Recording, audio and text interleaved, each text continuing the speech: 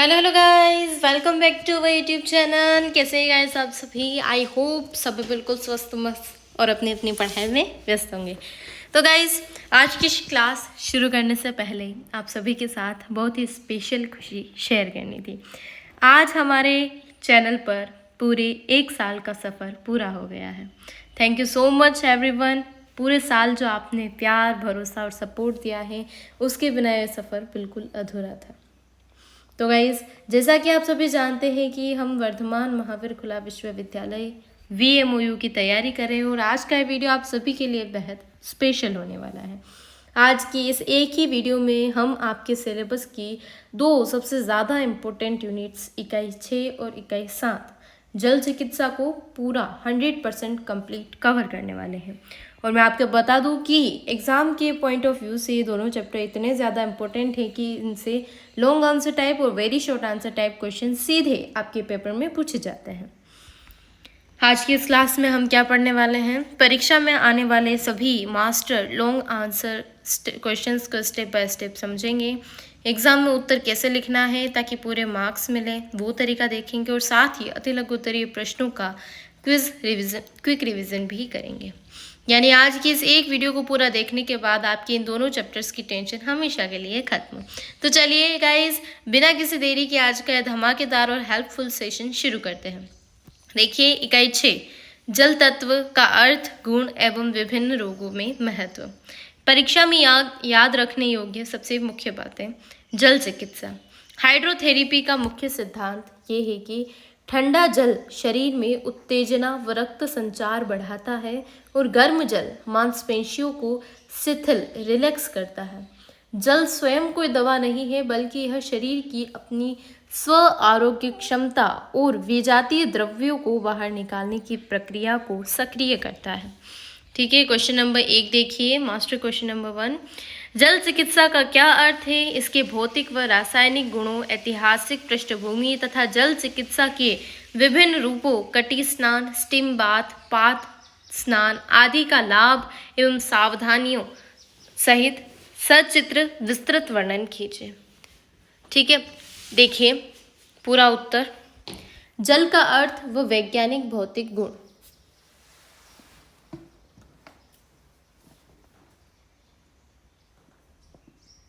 जल का देखिए रासायनिक संरचना। जल दो गैसों हाइड्रोजन और ऑक्सीजन से मिलकर बनता है। इनके अनुपात का मिश्रण है। हाइड्रोजन के 2 और एक ऑक्सीजन के 2:1 का मिश्रण है। ये इनका एक अनुपात होता है। शरीर में मात्रा कितनी होती है? मानव शरीर का लगभग 2/3 भाग जल से बना है। 60% से 70% part of human body is by water. ठीक है, उदासीनता। पीएच मान देखिए, शुद्ध व स्वार्थवर्धक जल का पीएच मान 7 होता है, जो पूर्णतः उदासीन होता है, न तो अम्लीय होता है न क्षारीय होता है। सार्वजनिक विलायक, यूनिवर्सल सॉल्वेंट। यह शरीर के अंदर न्यूट्रिएंट्स को घोलकर कोशिकाओं तक पहुंचाने और टॉक्सिन्स अपशिष्ट को पसीने व मूत्र द्वारा बाहर निकालने का काम करता है। जल चिकित्सा का इतिहास। वैदिक काल। ऋग्वेद तथा अथर्ववेद में जल को अमृत और सर्वश्रेष्ठ औषधि माना गया है। मनुस्मृति में भी जल द्वारा शारीरिक शुद्धि का उल्लेख है। आधुनिक संस्थापक। आधुनिक जल चिकित्सा का श्रेय विजेंस प्रिस्निच और फादर सेबास्टियन कुडने को जाता है। जल चिकित्सा की मुख्य विधियां एवं स्नान। कटी स्नान, हिप बाथ, ठंडा व गर्म। रोगी विशेष प्रकार के टब में केवल पेट के निचले हिस्से और नितंब को डुबोकर बैठता है। पैर टब से बाहर रहते हैं। समय व तापमान। ठंडा कटी स्नान 10 से 20 मिनट व गर्म कटी स्नान 5 से 10 मिनट। लाभ: कब्ज, अपच, एसिडिटी, मोटापा, सर्वाइकल, प्रोस्टेट व गर्भाशय के रोगों में रामबाण। सावधानी: हृदय रोगी व अत्यधिक कमजोर व्यक्ति गर्म कटी स्नान न लें। ठीक है, वाष्प स्नान, स्टीम बाथ। विधि: रोगी को स्टीम कैबिनेट में बैठाकर केवल गर्दन बाहर रखी जाती है। सिर पर ठंडा भीगा तौलिया रखा जाता है। लाभ: त्वचा के छिद्र खोलकर पसीने के माध्यम से वे जातीय द्रव्यों को बाहर निकालता है। मोटापा, गठिया व जोड़ों के दर्द में उपयोगी। सावधानी, उच्च रक्तचाप, बीपी और हृदय रोग से पीड़ित व्यक्ति वाष्प स्नान न लें। क्रमिक गर्म ठंडा पाद स्नान। विधि, पैरों को 3 मिनट, इसे फुट बाथ कहते हैं, गर्म और ठंडी दोनों तरह से होती हैं। पैरों को 3 मिनट गर्म पानी की बाल्टी में और फिर 1 मिनट ठंडे पानी की बाल्टी में डाला जाता है। यह क्रिया 3 से 5 बार दोहराई जाती है। लाभ, सिर दर्द, माइग्रेन, अनिद्रा, बंद नाक और पैरों की थकान में तुरंत राहत देता है। व्हर्लपूल बाथ एवं सावना बाथ। व्हर्लपूल बाथ, इसमें पानी की तेज धार से शरीर की मालिश होती है जो स्नायु तंत्र को उत्तेजित करती है। सावना बाथ, बंद कमरे में सूखी गर्म हवा द्वारा पसीना निकाला जाता है। पेयजल द्वारा उपचार व नियम। प्रतिदिन औसतन 3 से 5 लीटर स्वच्छ जल पीना चाहिए। सुबह बासी मुंह, उषापान, गुनगुना पानी पीने से पाचन तंत्र सुचारू रहता है और कब्ज दूर होती है। भोजन के तुरंत बाद अधिक पानी नहीं पीना चाहिए, इससे जठराग्नि मंद होती है। नेक्स्ट क्वेश्चन आता है, जल चिकित्सा के मुख्य सिद्धांतों। विभिन्न प्रकार के स्नान जैसे पृष्ठ स्नान, नेत्र स्नान, घर्षण स्नान, तापीय प्रभाव व पेय जल चिकित्सा के लाभ व नियमों का विस्तृत वर्णन कीजिए। देखिए, जल चिकित्सा के तापीय व यांत्रिक प्रभाव। ठंडे जल का प्रभाव, त्वचा के संपर्क में आते ही रक्त वाहिकाओं को सिकोड़ता है, जिससे रक्त अंदरूनी अंगों की ओर जाता है और स्नायु तंत्र में उत्तेजना आती है। गर्म जल का प्रभाव, रक्त वाहिकाओं को फैलाता है, जिससे मांसपेशियों का तनाव दूर होता है, दर्द में राहत मिलती है और पसीना आता है। यांत्रिक प्रभाव, जल का दबाव त्वचा की मालिश करता है, जिससे रक्त और लसिका का प्रवाह तेज होता है। और अन्य महत्वपूर्ण स्नान और उनकी विधियां देखिए, रीढ़ स्नान, मेरुदंड स्नान। रोगी को एक विशेष उथले टब में पीठ के बल लेटता है, जिससे उसकी रीढ़ की हड्डी जल में डूबी रहती है 10 से 15 मिनट। चिकित्सीय लाभ, स्नायु दुर्बलता, उच्च निम्न रक्तचाप, अनिद्रा, तनाव और रीढ़ की हड्डी में दर्द में बहुत लाभकारी। रीढ़ स्नान किस रोग में सबसे उपयोगी है? अनिद्रा, तनाव और स्नायु तंत्र नर्वस सिस्टम के विकारों। घर्षण स्नान, जर्मन प्राकृतिक चिकित्सक लुई कूने द्वारा विकसित। इसमें जननांगों, पेडों के भाग पर ठंडे जल से खुरदरे कपड़े द्वारा धीरे धीरे घर्षण किया जाता है। चिकित्सीय लाभ, यह शरीर के आंतरिक विजातीय द्रव्यों को आंतों की ओर खींचता है और कब्ज को जड़ से खत्म करता है। नेत्र स्नान विधि, विशेष आई कप में साफ व ठंडा जल भरकर आंखों को उसमें डुबोकर पलकें झपकाई जाती हैं। चिकित्सीय लाभ, आंखों की रोशनी बढ़ाना, जलन, मोतियाबिंद का बचाव और आंखों की थकान दूर करना। पेय जल चिकित्सा के नियम व लाभ। उषापान, प्रातःकाल सूर्योदय से पूर्व बासी मुंह बिना कुल्ला किए 1 से 1.25 लीटर ताज़ा या हल्का गुनगुना जल धीरे धीरे पीना। पेय जल के औषधीय गुण, नींबू व शहद जल वजन घटाने और पाचन ठीक करने में मदद करता है। मेथी, सौंफ, धनिया जल पेट की गैस, एसिडिटी और डायबिटीज़ में राहत देता है। पेय जल के मुख्य नियम, भोजन करने के 45 मिनट पहले और 1 घंटे बाद ही पानी पिए। पानी हमेशा बैठकर और घूंट-घूंट, सिप-सिप करके पीना चाहिए। अत्यधिक ठंडा बर्फ का पानी पाचन क्रिया को धीमा कर देता है, अतः इससे बचें। मुख्य नियम, जल चिकित्सा का मुख्य कार्य शरीर में रक्त संचार की दिशा को बदलने और विजातीय द्रव्यों को बाहर निकालना है। जब शरीर के किसी भाग में सूजन या दर्द हो तो वहां जल का सही तापमान प्रयोग करके रक्त के प्रवाह को नियंत्रित किया जाता है। जल चिकित्सा में प्रयुक्त विभिन्न प्रकार के सेक से आप क्या समझते हैं? नेक्स्ट क्वेश्चन आ गया है अपना, गर्म ठंडे सेक की वैज्ञानिक कार्यविधि, यकृत, फेफड़े, सिर तथा कमर के सेक का लाभ व सावधानियों सहित वर्णन कीजिए। सेक का अर्थ व वैज्ञानिक सिद्धांत। शरीर के किसी विशेष प्रभावित अंग पर जल के तापमान, गर्म या ठंडा का प्रभाव पहुंचाने के लिए भीगी तौलिया, गर्म कपड़े या गर्म पानी की थैली का प्रयोग करना सेक कहलाता है। गर्म सेक से रक्त वाहिकाएं फैलती हैं, जिससे प्रभावित स्थान पर रक्त प्रवाह बढ़ता है। इसके तुरंत बाद ठंडा सेक देने से वह स्थान उत्तेजित होता है और सूजन दर्द में तेजी से कमी आती है। प्रमुख अंगों के सेक व उपचारात्मक प्रयोग: यकृत एवं आमाशय का गर्म ठंडा सेक। नाभि से 6 से 7 अंगुल ऊपर यकृत व पेट के भाग पर 3 मिनट गर्म पानी में भीगी निचोड़ी तौलिया रखते हैं, फिर 3 मिनट ठंडे पानी की तौलिया रखते हैं। यह क्रम 3 से 5 बार दोहराया जाता है।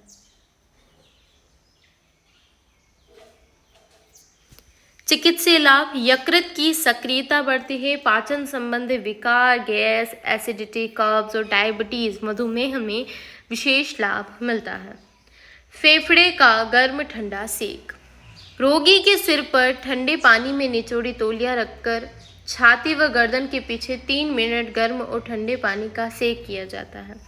निमोनिया, दमा, पुरानी खांसी, कफ जमाव और सांस के रोगों में अत्यंत प्रभावी। सिर का गर्म ठंडा सेक: चेहरे पर और सिर पर सहने योग्य गर्म जल में भीगी तौलिया रखकर 3 मिनट बाद ठंडे जल की तौलिया पर का सेक किया जाता है। चिकित्सीय लाभ: अनिद्रा, तनाव, माइग्रेन, नज़ला, जुकाम और चेहरे की झुर्रियों को दूर करने में उपयोगी। कटी प्रदेश का गर्म ठंडा सेक। विधि: मेरुदंड के निचले हिस्से से लेकर गुदा भाग पर 3 मिनट गर्म और 3 मिनट ठंडे जल की तौलिया बारी बारी से रखी जाती है। चिकित्सीय लाभ: कमर दर्द, सिसाइटिका, बवासीर, खुजली और फिशर में लाभदायक। सेक देने के नियम व सावधानियां। अवधि: सेक देने की कुल अवधि सामान्यतः 15 से 30 मिनट से अधिक नहीं होनी चाहिए। समापन: गर्म सेक का अंत हमेशा ठंडे पानी की पोंछ या ठंडे सेक से ही करना चाहिए। सिर का ध्यान: किसी भी प्रकार का गर्म सेक देते समय सिर और गर्दन पर ठंडा कपड़ा रखना अनिवार्य है ताकि गर्मी मस्तिष्क की तरफ न जाए। कमरा: सेक की प्रक्रिया खुले और हवादार कमरे में ही करें। इस प्रश्न का मुख्य नियम जो आपको याद रखना है वो देखिए, जब भी शरीर पर गर्म या ठंडा सेक दिया जाता है तो इसकी शुरुआत गर्म सेक से होती है, इसका अंत हमेशा ठंडे सेक पर किया जाता है। और गर्म सेक रक्त वाहिकाओं को फैलाता है, अंतिम ठंडा सेक त्वचा के छिद्रों को बंद करके शरीर के तापमान को संतुलित करता है। पेयजल चिकित्सा क्या है? शरीर में जल के जैविक कार्यों, जल की कमी व अधिकता के प्रभावों, उषापान की विधि तथा विभिन्न रोगों के निवारण हेतु जलीय द्रव्यों, नींबू, शहद, मेथी आदि के चिकित्सीय प्रयोग का विस्तृत वर्णन कीजिए। देखिए उत्तर: शरीर में जल के प्रमुख जैविक एवं चिकित्सीय कार्य। पोषक तत्वों का संवहन: जल शरीर में रक्त और लसिका का मुख्य घटक है जो भोजन के पचित पोषक तत्वों को सभी कोशिकाओं तक पहुंचाता है। विजातीय द्रव्यों का निष्कासन: यह गुर्दे, किडनी, त्वचा, पसीना और आंतों मल के माध्यम से शरीर के अपशिष्ट पदार्थों को बाहर निकालता है। तापमान नियंत्रण: अत्यधिक गर्मी में पसीने के रूप में जल वाष्पीकृत होकर शरीर के आंतरिक तापमान पर इस तापमान को स्थिर बनाए रखता है। पाचन व चयापचय: जल पाचन रसों का निर्माण करता है और भोजन के जटिल अणुओं को तोड़ने में सहायता करता है। उषापान की वैज्ञानिक विधि एवं लाभ: प्रातः काल सोकर उठते ही बिना कुल्ला किए या बिना ब्रश किए बासी मुंह 3 से 4 गिलास 1 से 1.25 लीटर ताज़ा या गुनगुना जल पीना चाहिए। जल हमेशा उकड़ू बैठकर और घूंट घूंट करके पीना चाहिए। चिकित्सीय लाभ: बासी मुंह की लार क्षारीय होती है जो पेट में जाकर अत्यधिक एसिड अम्ल को शांत करती है। यह बड़ी आंत में पेरिस्टालिसिस गति को तीव्र कर पुरानी से पुरानी कब्ज, गैस और एसिडिटी को दूर करती है। औषधीय जलीय द्रव्यों के प्रयोग व रोग निवारण। नींबू व शहद युक्त जल। सुबह गुनगुने पानी में आधा नींबू और 1 चम्मच शहद मिलाकर पीने से शरीर का प्राकृतिक शोधन होता है और मोटापा कम होता है। मेथी का जल। रात भर पानी में भिगोई मेथी का पानी सुबह पीने से मधुमेह और जोड़ों के दर्द में राहत मिलती है। सौंफ व धनिया का जल। पेट की जलन, अपच और सिर दर्द में ठंडक पहुंचाने का कार्य करता है। जल के असंतुलन का प्रभाव व पीने के नियम।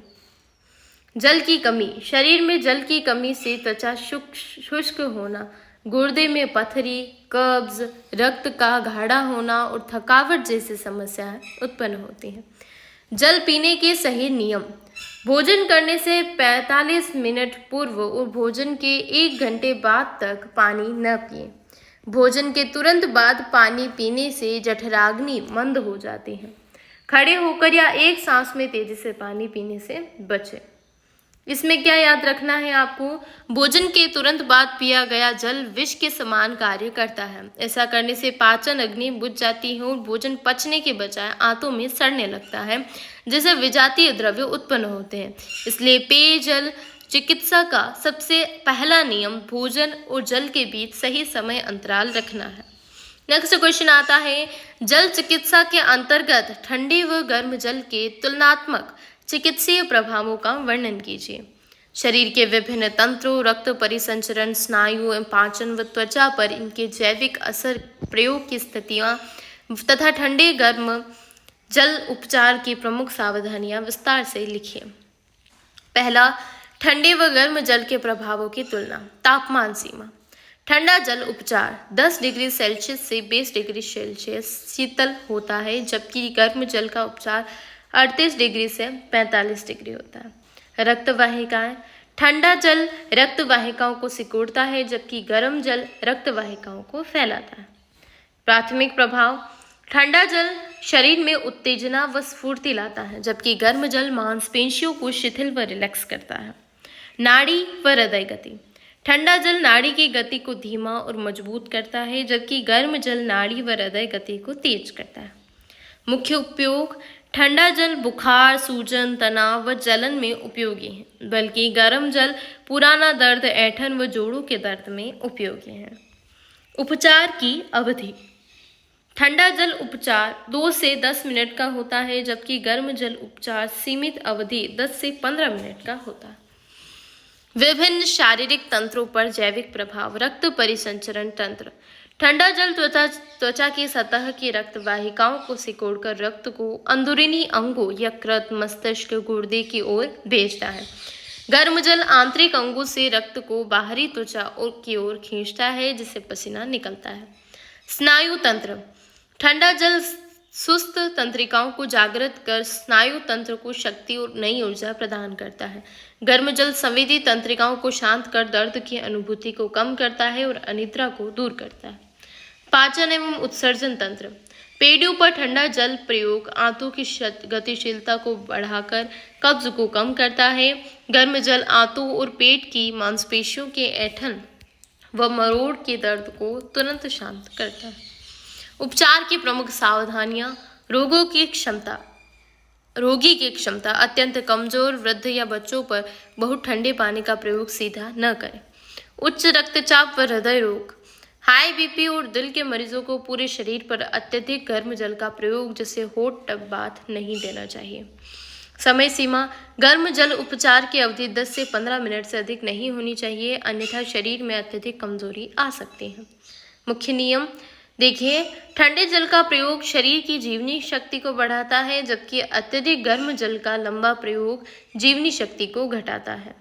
इसलिए प्राकृतिक चिकित्सा में गर्म जल का उपचार देने के तुरंत बाद हमेशा 1 से 2 मिनट का ठंडे जल का प्रयोग किया जाता है, ताकि शरीर का तापमान संतुलित रहे। अब इकाई 6 के आते हैं अति लघु उत्तरीय प्रश्न। प्रश्न 1 है, जल का रासायनिक संगठन और मानव शरीर में इसका प्रतिशत कितना होता है? जल हाइड्रोजन और ऑक्सीजन का अनुपात 2:1 में होता है। हाइड्रोजन के 2 अणु, H2 वाला सूत्र आपने पढ़ा होगा। हाइड्रोजन के 2 अणु और ऑक्सीजन का 1 अणु मिलकर जल का निर्माण करता है। मानव शरीर में जल की मात्रा लगभग 60 से 75% होती है। प्रश्न 2 आता है, उषापान से आप क्या समझते हैं? प्रातःकाल सोकर उठते ही बिना कुल्ला किए बासी मुंह 3 से 4 गिलास ताजा या गुनगुना जल पीने की प्रक्रिया को उषापान कहते हैं। प्रश्न 3, जल चिकित्सा का मुख्य सिद्धांत क्या है? ठंडा जल शरीर में रक्त संचार व उत्तेजना बढ़ाता है, जबकि गर्म जल मांसपेशियों के तनाव को दूर कर शिथिलता प्रदान करता है। नेक्स्ट क्वेश्चन, जल चिकित्सा के जनक किन्हें माना जाता है? आधुनिक जल चिकित्सा के जनक विसेंज प्रीस्नीज तथा लुई कूने को माना जाता है। रीढ़ स्नान मुख्य रूप से किस रोग में दिया जाता है? रीढ़ स्नान मुख्य रूप से अनिद्रा, मानसिक तनाव, उच्च निम्न रक्तचाप और स्नायु दुर्बलता में दिया जाता है। कटी स्नान हिप बाथ का सबसे मुख्य लाभ क्या है? यह कब्ज, अपच, गैस, एसिडिटी, मोटापा तथा जननांगों व गर्भाशय के रोगों को दूर करता है। गर्म जल उपचार की अधिकतम समय सीमा कितनी होनी चाहिए? गर्म जल उपचार की अधिकतम समय सीमा 10 से 15 मिनट होनी चाहिए। जल का पीएच मान कितना होता है और इसका चिकित्सीय अर्थ क्या है? शुद्ध जल का पीएच मान 7 होता है, जिसका अर्थ ये है कि पूर्णतः उदासीन है और शरीर के संतुलन को बनाए रखता है। प्रश्न 9, घर्षण स्नान फ्रिक्शन बाथ का प्रतिपादन किसने किया था? जर्मन प्राकृतिक चिकित्सक लुई कूने ने घर्षण स्नान का प्रतिपादन किया था। प्रश्न 10, भोजन करने और पानी पीने के बीच कितना समय अंतराल होना चाहिए? भोजन करने से 45 मिनट पहले और भोजन करने के 1 घंटे बाद ही पानी पीना चाहिए। ठीक है, अब इकाई 7 के प्रश्न आते हैं हमारे सामने। जल चिकित्सा में प्रयुक्त विभिन्न प्रकार की गीली पट्टियों एवं सर्वा गीली चादर लपेट का विस्तृत वर्णन कीजिए। इनकी प्रयोग विधि, चिकित्सीय लाभ तथा सावधानियां लिखिए। विभिन्न प्रकार की गीली पट्टियां। पेड़ों की गीली पट्टी विधि, सूती कपड़े को ठंडे पानी में भिगोकर और निचोड़कर पेडू नाभि से नीचे के भाग पर 2 से 3 बार लपेटा जाता है। ऊपर से सूखा ऊनी या फलालेन का कपड़ा कसकर बांधते हैं। इसे 2 से 3 घंटे रखा जाता है। यह पुरानी कब्ज, गैस, एसिडिटी, कोलाइटिस, यकृत के, लिवर के रोगों और स्त्रियों के गर्भाशय के विकारों को दूर करता है। छाती की गीली पट्टी, ठंडे पानी में भीगी सूती पट्टी को छाती व पसलियों के चारों ओर लपेट कर ऊपर से ऊनी कपड़ा बांधा जाता है। निमोनिया, पुरानी खांसी, दमा, ब्रोंकाइटिस और फेफड़ों में जमे कफ को बाहर निकालने में अत्यंत उपयोगी है। सिर की गीली पट्टी, ठंडे पानी में भिगोई गई सूती की पट्टी को बांधकर चारों ओर से बांधा जाता है। माथे पर लाभ, तेज बुखार, माइग्रेन, सिर दर्द, मानसिक तनाव, अनिद्रा और उच्च रक्तचाप में तुरंत राहत पहुंचती है। जोड़ों व रीढ़ की पट्टी, प्रभावित जोड़, घुटने या रीढ़ की हड्डी पर ठंडे जल की सूती पट्टी लपेटकर ऊपर से गर्म कपड़ा बांधते हैं। लाभ, गठिया, जोड़ों की सूजन, मोच, मांसपेशियों की जकड़न और साइटिका के दर्द में आराम देती है। सर्वांग गीली चादर लपेट प्रक्रिया एवं विधि, सबसे पहले लकड़ी के समतल तख्त पर 2 सूखे ऊनी कंबल बिछाए जाते हैं। इसके ऊपर ठंडे जल में अच्छी तरह भिगोकर निचोड़ी हुई सूती चादर बिछाई जाती है। रोगी को इस पर सीधा लिटाकर चादर को गर्दन से लेकर पैरों तक पूरे शरीर पर कसकर लपेट दिया जाता है ताकि हवा अंदर न जा सके। इसके तुरंत बाद ऊपर से दोनों कंबलों को लपेट दिया जाता है। रोगी का सिर बाहर रहता है और माथे पर ठंडी पानी की पट्टी रखी जाती है। अवधि 45 मिनट से 1 घंटा। चिकित्सीय लाभ, टॉक्सिन निष्कासन, पसीने की ग्रंथियों को खोलकर शरीर के हानिकारक विजातीय द्रव्यों को बाहर निकालता है। मोटापा व चर्म रोग, शरीर की अतिरिक्त चर्बी घटाता है तथा दाद, खुजली और सोरायसिस जैसे त्वचा रोगों को ठीक करता है। स्नायु दुर्बलता, तंत्रिका तंत्र को शांत करके अनिद्रा और अत्यधिक तनाव को दूर करता है। उपचार की प्रमुख सावधानियां, ठंड लगने पर यदि लपेट या पट्टी बांधने के दौरान रोगी को कपकपी या ठंड लगते हैं तो तुरंत पट्टी हटाकर शरीर को सूखे तौलिए से तेजी से रगड़कर गर्म कर। जलपान, उपचार शुरू करने से दिक्कत आ गई, कोई बात नहीं, अभी आ जाएंगे। बाहर गाय बोल रही, इग्नोर करना ऐसे। गांव में रहती हूँ तो उस हिसाब से। कहाँ तक पढ़ लिया था? 4th question, long answer, short answer type question, यहाँ तक थे शायद। नहीं, ये हो गया था, यही थे। जलपान। उपचार शुरू करने से पहले और समाप्त होने के बाद रोगी को एक ताज़ा गिलास जल अवश्य पिलाएं। सफाई। प्रयोग में लाई गई सूती पट्टियों और चादर को हर बार धोने व धूप में सुखाने के बाद ही इसे दोबारा इस्तेमाल करें। गीली पट्टी का सबसे बड़ा नियम ये है कि अंदर भीगी सूती का कपड़ा होता है, ऊपर से हवा रोकने के लिए सूखा या ऊनी का फालालेन का कपड़ा कसकर बांधा जाता है। अंदर की भीगी पट्टी शरीर की गर्मी को धीरे धीरे गर्म होती, जिससे प्राकृतिक भाप बनती है और रोग का निवारण होता है। नेक्स्ट क्वेश्चन आता है, जल चिकित्सा में प्रयुक्त विभिन्न प्रकार के सेक से आप क्या समझते हैं? यकृत, फेफड़े, सिर तथा कमर के गर्म ठंडे सेक की वैज्ञानिक विधि, चिकित्सीय लाभ एवं सावधानियां लिखिए। सेक का सिद्धांत। शरीर के किसी प्रभावित अंग पर जल के विशिष्ट तापमान का असर पहुंचाने के लिए भीगी तौलिया या गर्म पानी की थैली का प्रयोग करना सेक कहलाता है। ऐसा क्यों लग रहा है कि अपन ने ये पढ़ा हुआ है? पढ़ लिया है क्या?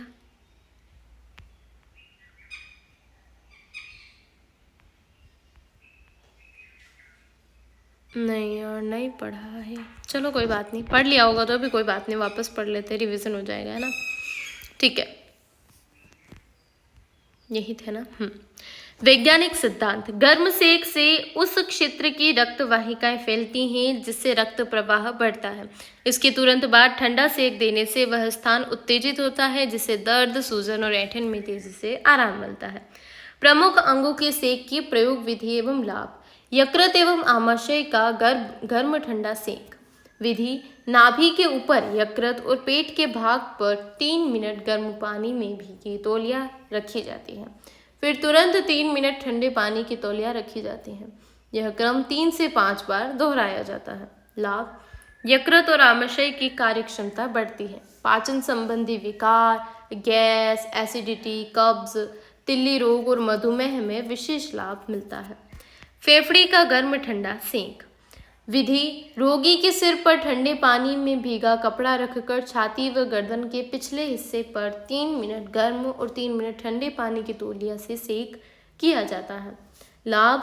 निमोनिया, दमा, पुरानी खांसी, ब्रोंकाइटिस और फेफड़ों में जमा कफ दूर करने में अत्यंत प्रभावी है। सिर का गर्म ठंडा सेक।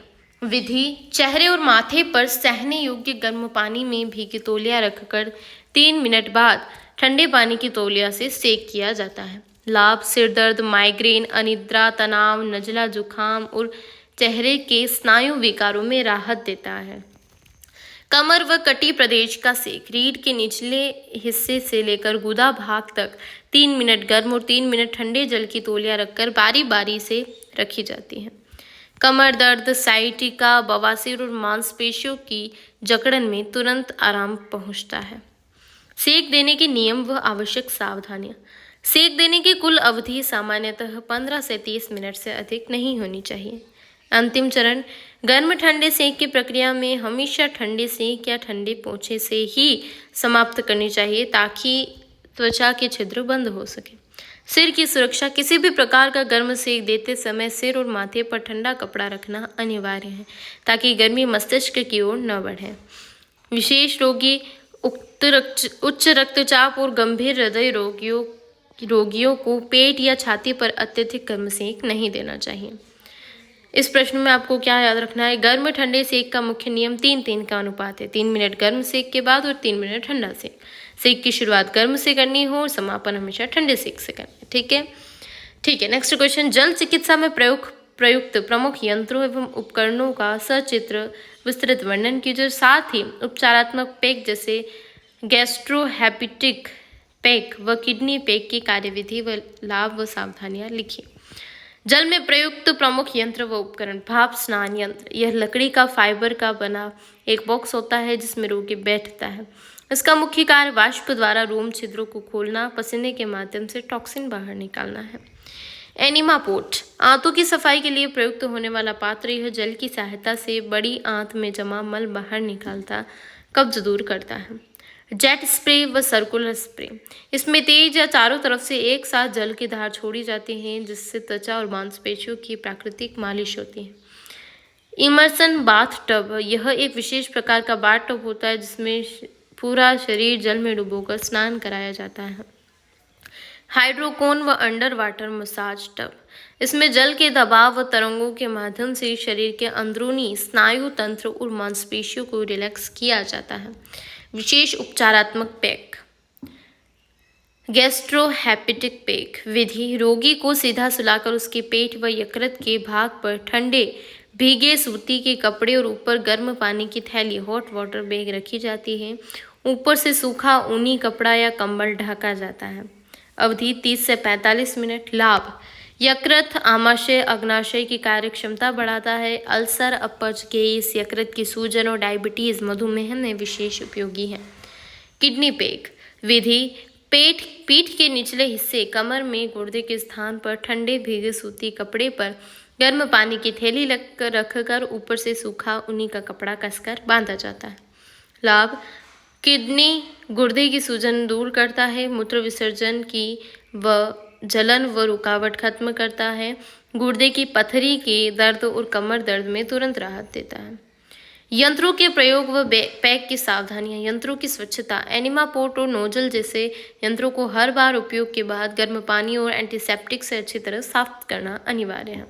तापमान की जांच, गर्म पानी की थैली का तापमान हमेशा अपनी त्वचा पर चेक करने के बाद ही रोगी के शरीर पर रखें ताकि त्वचा न जले। हाई बीपी व हृदय रोग, गंभीर हृदय रोगी और उच्च रक्तचाप वाले मरीजों को पेट पर अत्यधिक गर्म गैस्ट्रोहेपेटिक पैक नहीं देना चाहिए। गैस्ट्रोहेपेटिक पैक और किडनी पैक का मूल सिद्धांत स्थानीय गर्म प्रभाव द्वारा यकृत व गुर्दे में रक्त संचार को कई गुना बढ़ाना है। इससे इन आंतरिक अंगों में जमे विषैले पदार्थ तेजी से बाहर निकलते हैं और अंग पुनः स्वस्थ होकर कार्य करने लगते हैं। नेक्स्ट क्वेश्चन आता है, जल चिकित्सा के अंतर्गत स्थानीय वाष्प प्रयोग, लोकल स्टीम एप्लीकेशन तथा मृदा व जल के संयुक्त उपचार की विधियों का वर्णन कीजिए। चेहरे, जोड़ों व गले की स्थानीय वाष्प प्रयोग की विधियां, चिकित्सीय लाभ तथा सावधानियां लिखिए। स्थानीय वाष्प प्रयोग का अर्थ व सिद्धांत, जब पूरे शरीर के बजाय केवल किसी प्रभावित अंग जैसे चेहरा, गला, घुटना या कान पर वाष्प की धार दी जाती है तो उसे स्थानीय वाष्प प्रयोग कहते हैं। वैज्ञानिक सिद्धांत, यह प्रभावित अंग की रोम छिद्रों को खोलता है, जमाव को दूर करता है और उस विशेष भाग में रक्त के प्रवाह को बढ़ाकर दर्द व सूजन को तुरंत कम करता है। प्रमुख अंगों की स्थानीय वाष्प प्रयोग की विधि एवं लाभ। चेहरे का वाष्प स्नान विधि, उबलते पानी के बर्तन से उठती भाप पर चेहरा रखकर ऊपर से तौलिए से सिर को ढक लिया जाता है। अवधि 5 से 10 मिनट।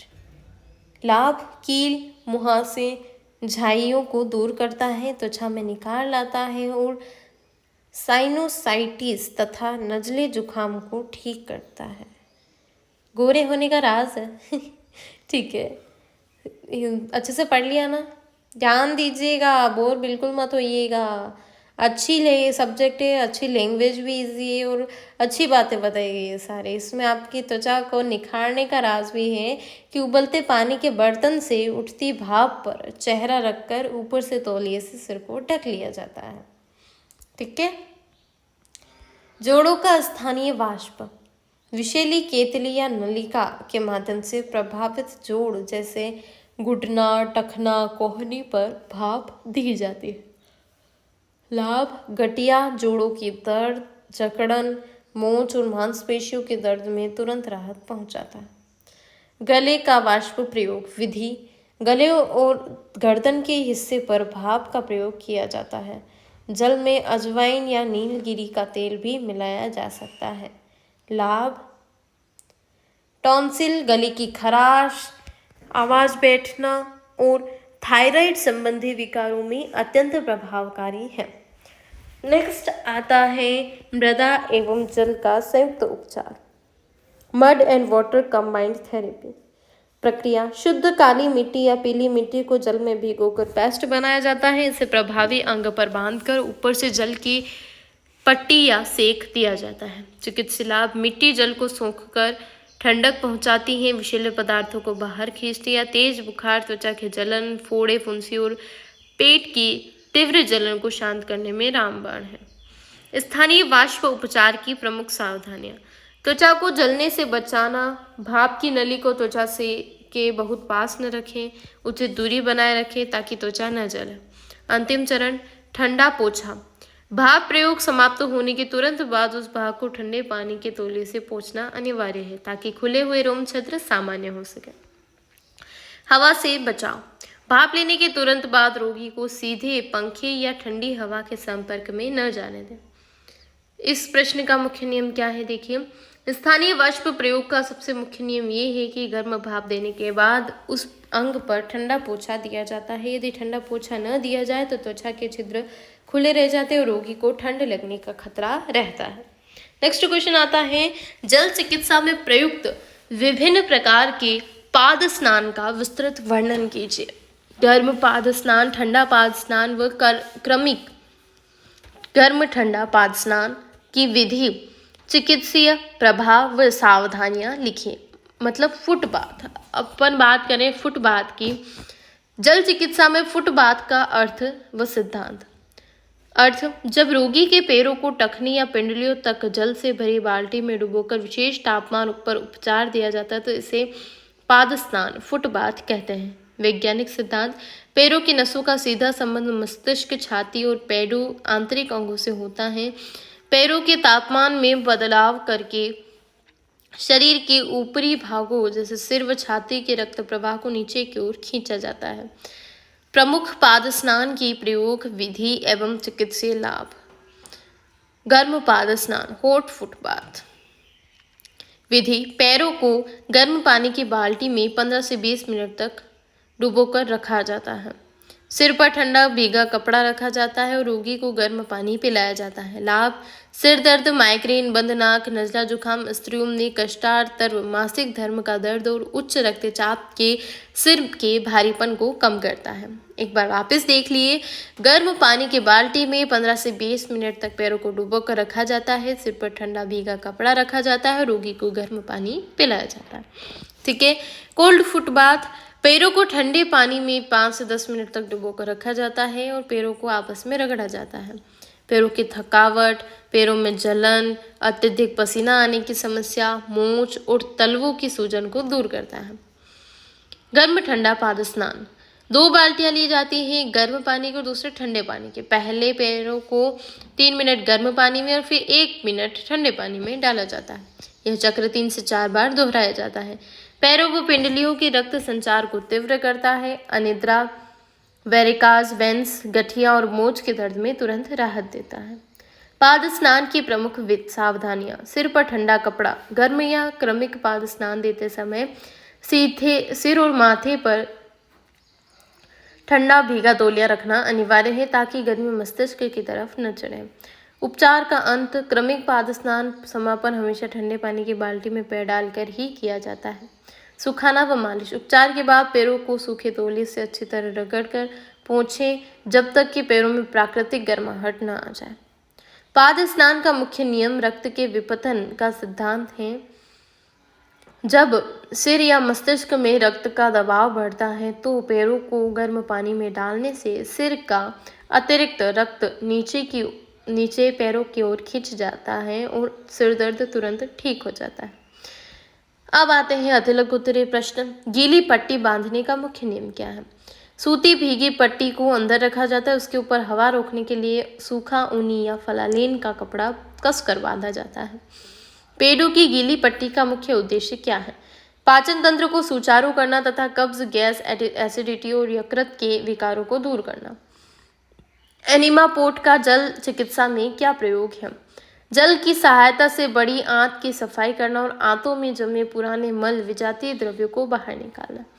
प्रश्न 4, गर्म ठंडे सेंक का समय अनुपात क्या होता है? 3-3 मिनट, 3-3 का अनुपात याद रखिएगा।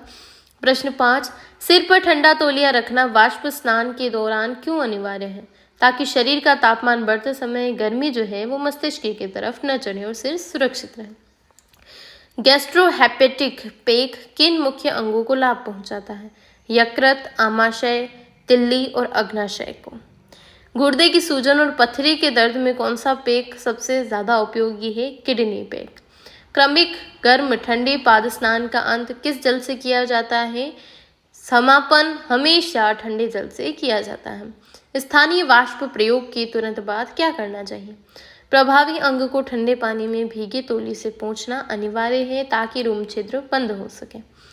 10, सर्वांग गीली चादर लपेट की सामान्य अवधि कितनी होती है? 45 मिनट से 1 घंटा। तो गाइज इसी के साथ हमारी इकाई 6 और 7 का पूरा सिलेबस कंप्लीट हो चुका है। आई होप कि आज की ये वीडियो आपके लिए हेल्पफुल रही होगी और आपको दीर्घ उत्तरीय से लेकर तिलक उत्तरीय तक सारे क्वेश्चन बहुत अच्छे से समझ में आ गए होंगे।